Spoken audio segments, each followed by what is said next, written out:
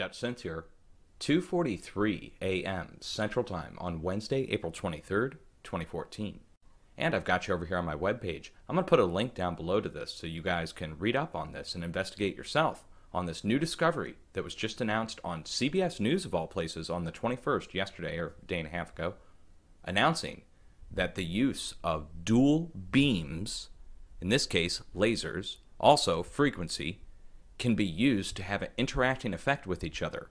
One beam used to strip electrons from the atmosphere, the other beam used to pump up that area of plasma that's created that then forms CCN, cloud condensation nuclei particles, which form into raindrops.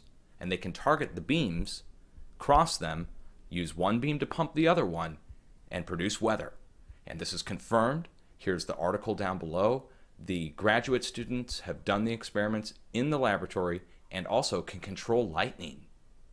So we're not just talking about making a plasma area, making lightning and controlling where it goes using two transmitters. Now, scalar interferometry, that is something that was a term that was coined by Lieutenant Colonel Thomas Bearden in the 1980s, where he talked about two transmitters crossing their beams, having a heating effect, a plasma effect, at a distance, which then can be used for anything from missile defense to causing weather, causing earthquakes, and he explains it all. In the 1980s, he does a full conference. This is just a small part of that. I think it's like 2 hours long.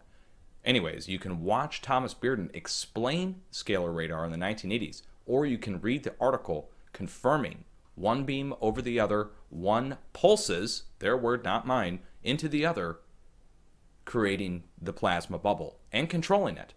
And they call it a filament.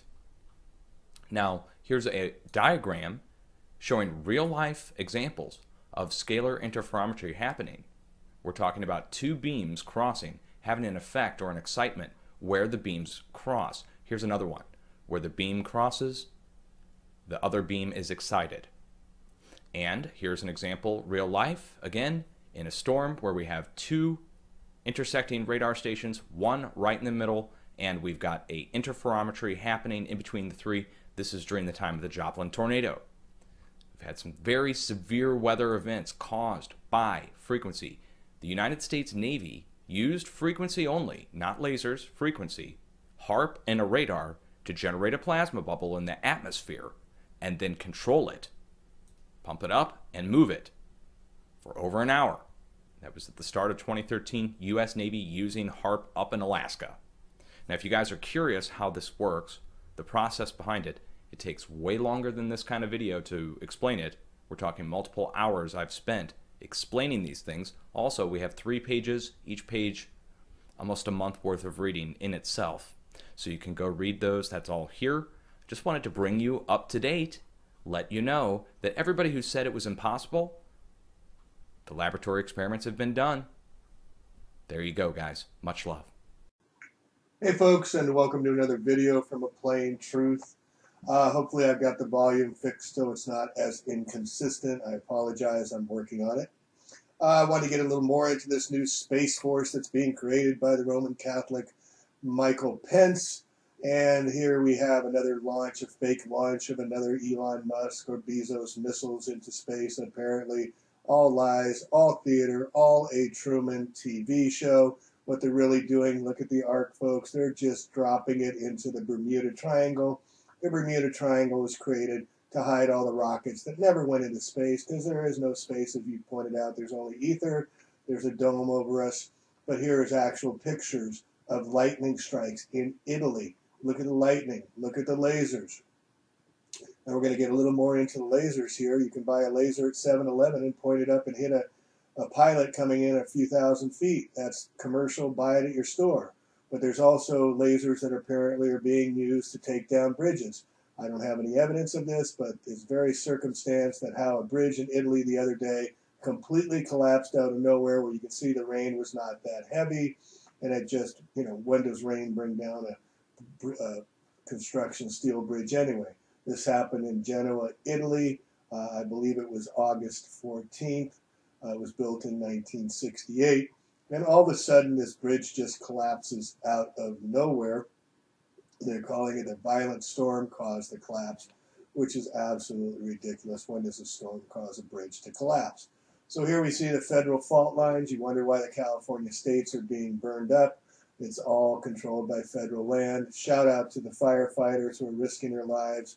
Some are dying, some are breathing in toxicity all over from these directed energy weapons that are clearly being used. California is clearly under attack, as well as many other states and many other countries as well. So as the explanations by the fire officials get fewer and fewer, we are finding they are taking more and more assertive measures to keep the public from truly discovering and finding out what's going on. They're banning drones that could kill, and they're charging $20,000 fines for anybody flying drones. Here's on our web page and Facebook. The fires were between 5 and 20 miles apart. Car windows vaporized. Wheel and steel parts melted. Trees burning from inside out.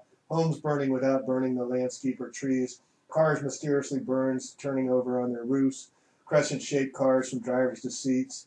Hundreds of people dead. But there's more than that, folks. There was 170 fires in 9 different counties. It started in Santa Rosa, Sonoma County, Mendocino County, in October 9th. Look at that. There were supposed to be winds. Do you see any debris? Any debris at all? Look at how these selective fires targeted here and here across the 6-lane freeway, when supposedly it was all about the winds that came out of nowhere. There was no storm forecast that day. Peaked up at 2,000 feet up to some 80 miles an hour and dropped right back down. And here's another huge anomaly, and I'm going to keep harping on this. The winds came from the east. We have the Sierra Nevadas. There's no winds that ever come from the east. We got the Pacific Ocean. And here is proof positive once again. This is actual photographic evidence of the day, the morning of the fires. Look at the westerly winds blowing to the west, not the east. They're up in the Sierras. You have plumes going towards the east. But there's proof evidence, as well as this proof provided by Mental Boost and in Truth by Grace.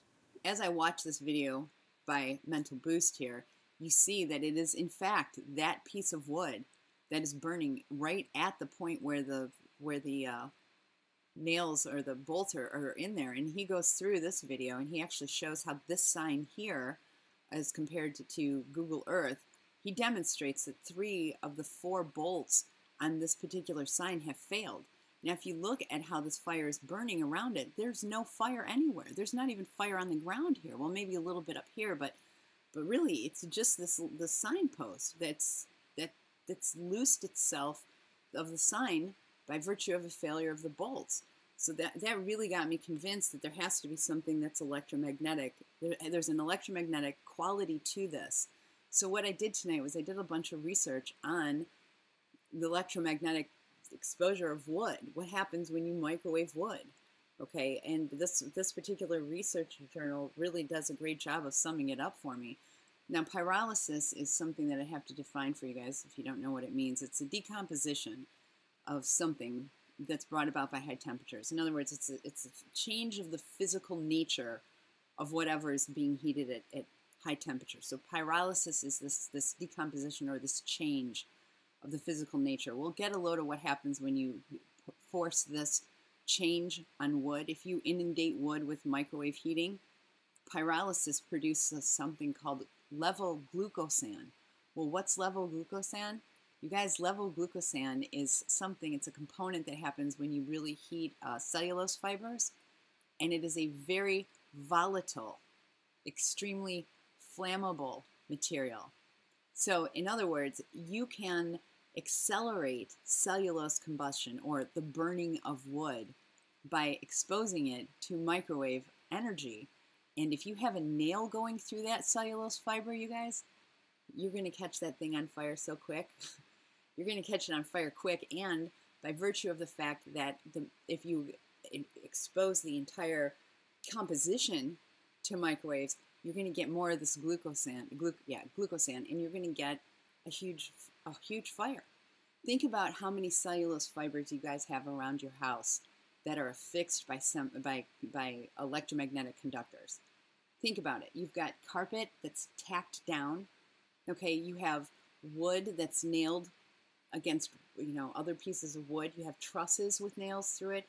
You have paneling with nails through it. You have nails in your couch, assembling your furniture. you have all sorts of electromagnetic conductors by nails and bolts and screws and stuff like that through all sorts of cellulose fibers in your house, whether it's your curtains, or it's your carpeting, or it's your bedding, or it's your bed springs in your mattress. You start exposing that to high levels of microwave radiation, and you're going to get rapid pyrolysis, which is going to produce this level of glucosan in your cellulose fibers, which is just going to make your house super flammable and probably ignite at that point where the electromagnetic conductor is actually centered through that cellulose fiber, which would totally account for what the heck we're seeing here, you guys. Part is upside down. If you look close, you can see that the wood part extends above the diamond shape. So in the Google Maps image, you can see that the wood stops below the top of the sign. So that means that top bolt has failed or disappeared, and the sign has swung around and is now flipped upside down. And that means that 3 out of 4 of those signpost bolts have disappeared. And is that what's going on with the guardrails? With them coming down, they don't look right in the guardrails. The nuts just slip off, or the bolts just are missing altogether. Very strange, but this could indicate where the fire is starting and doing its business, how it's starting. I mean, it's still a mystery. I mean, this is not a video that's answering any questions. It's just pointing at a detail that really indicates that there's something going on with bolts and the wood, the fire starting at that location. Let the love light in.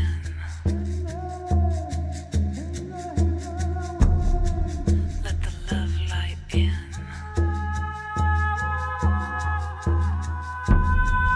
Let the love light in.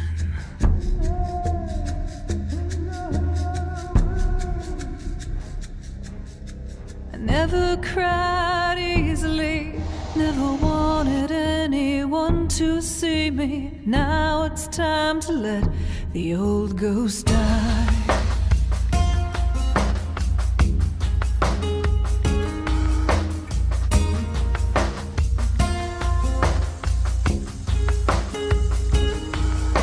I'm crying for my mother, crying for my father, crying for my unborn son. I'm crying for my heartbeat, crying for the beauty, crying for the girl I was.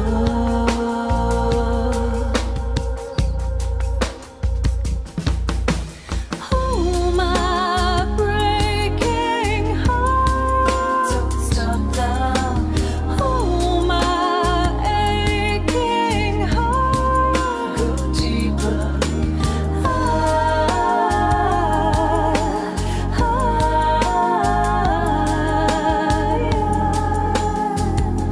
Crack you open.